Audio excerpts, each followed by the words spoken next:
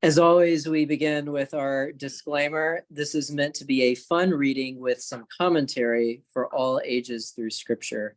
Please do not take this as a substitute for reading through the Bible on your own. Previously, we heard the story of Joseph. Thanks to his father Israel spoiling him, Joseph was a little brat. His brothers got fed up with his behavior towards them. Even though Joseph was their brother, these boys did something horrible and despicable to him. They sold Joseph into slavery. Through God's help and his gift for interpreting dreams, Joseph rose to help save Egypt from famine. As a result, Pharaoh, the king of Egypt, gives Joseph so much authority over the land of Egypt that only Pharaoh himself outranks Joseph. Joseph then, at 30 years of age, prepares Egypt in its time of plenty for the famine that is coming ahead. The famine doesn't just impact Egypt, though. The famine spreads to the other lands as well. Joseph sells the grain Egypt has stored up in preparation to those who come to him, making Egypt more prosperous than it was before. One of the lands impacted by the famine is Joseph's own home. Israel, once again referred to by his old name Jacob, on hearing of Egypt's storerooms, sends his sons to see if they can get some of this grain. Joseph recognizes his brothers and is conflicted over his emotions towards them.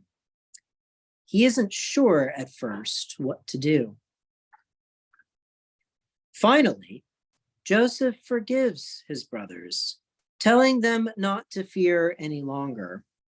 Though they did wrong, he declares to his brothers that God used their action to save lives by preparing for the famine. They all come together, crying and hugging, and Joseph asks that they bring their father down too. They return and tell their father that Joseph is, in fact, alive and thriving in Egypt.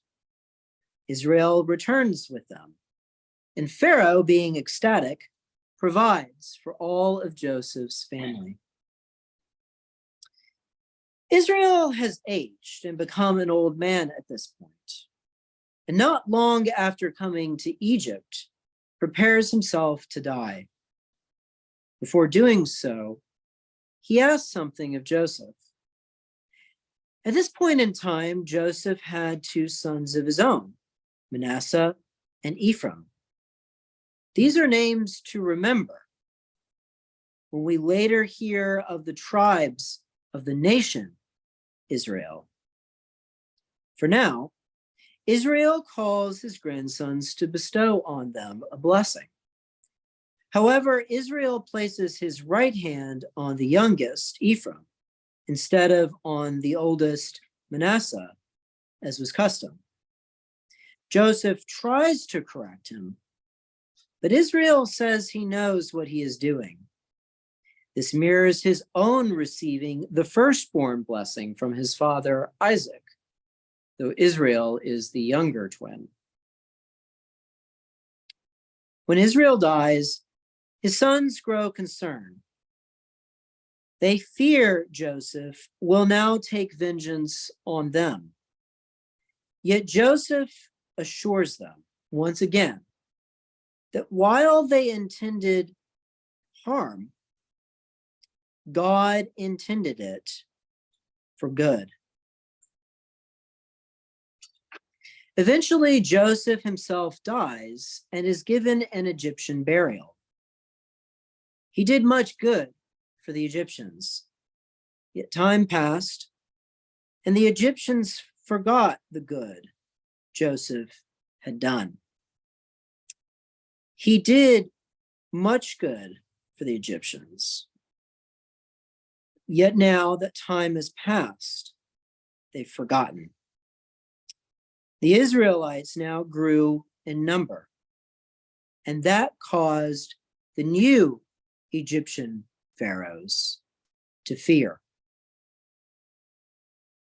As a result, they set taskmasters over the Israelites so that they would not rise up against the Egyptians and conquer them. Yet the Israelites continued to grow in number, and the Egyptians' fear only increased. Though God continued to look after the Israelites, Pharaoh eventually decided to take drastic action. He issued a command to all the people that every boy born to the Israelites, or Hebrews as they are also called, be thrown in the river Nile, the wall the girls would live.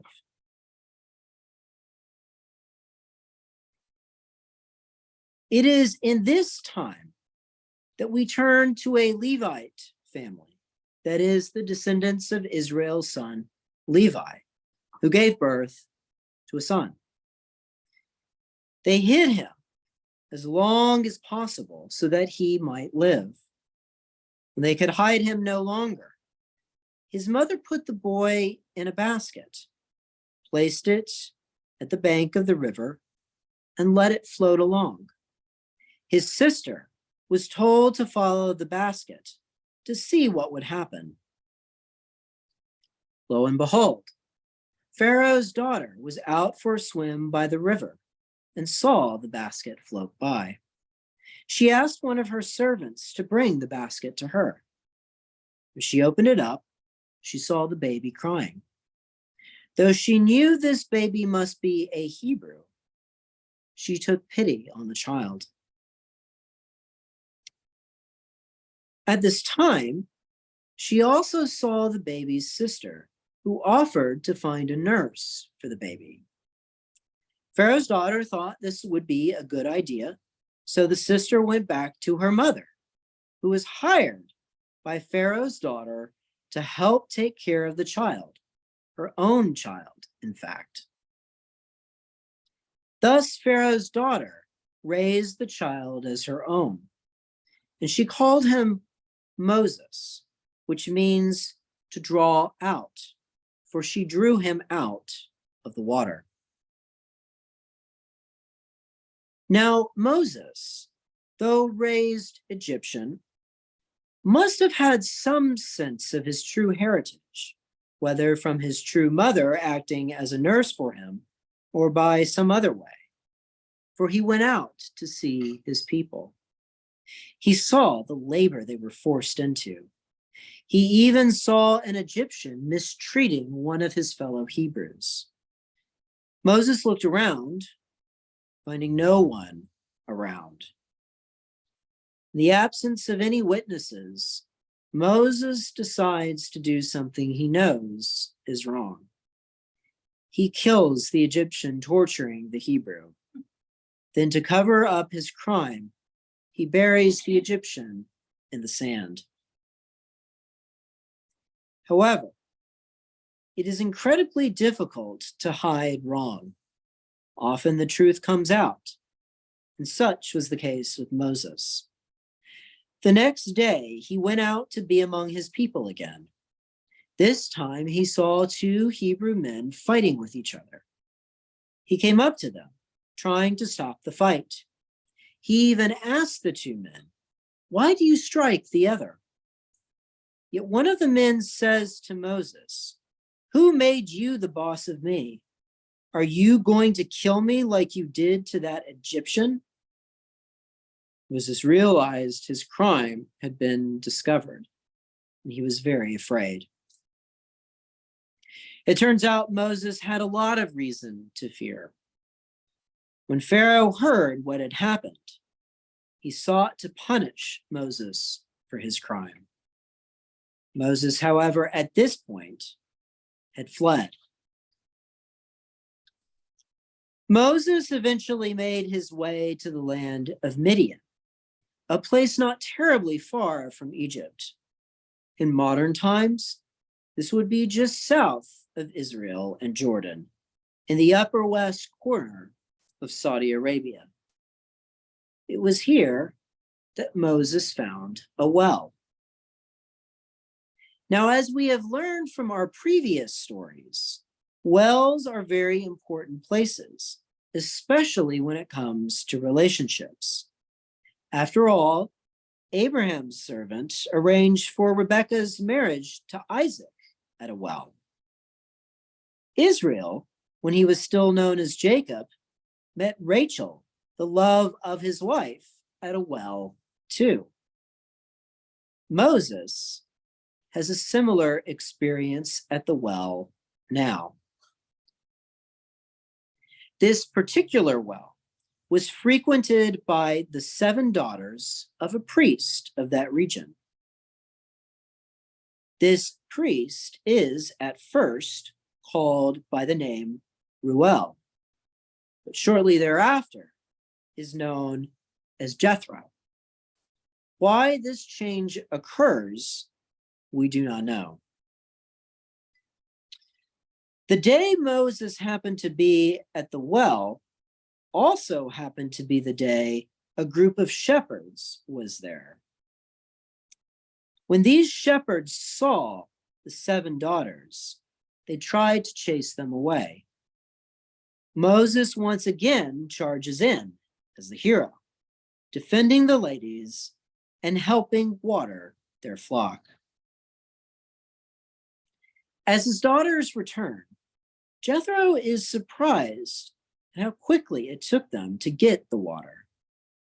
When they tell their father what had happened, Jethro immediately seeks Moses out to invite him to eat. Moses agrees and stays with Jethro and his family for some time. Eventually, Moses marries Jethro's daughter, Zipporah, and they start to have a family together. Moses slowly starts to settle in his new life, tending Jethro's sheep. Eventually, Pharaoh died, but that did not end the distress of the Israelites. They continued to suffer in slavery and captivity, and they cried out to God for help. God heard their cry, remembering the covenant made between Abraham and God, as well as God's covenant with Abraham's son Isaac and grandson Jacob, aka Israel. God knew this was the time to do something.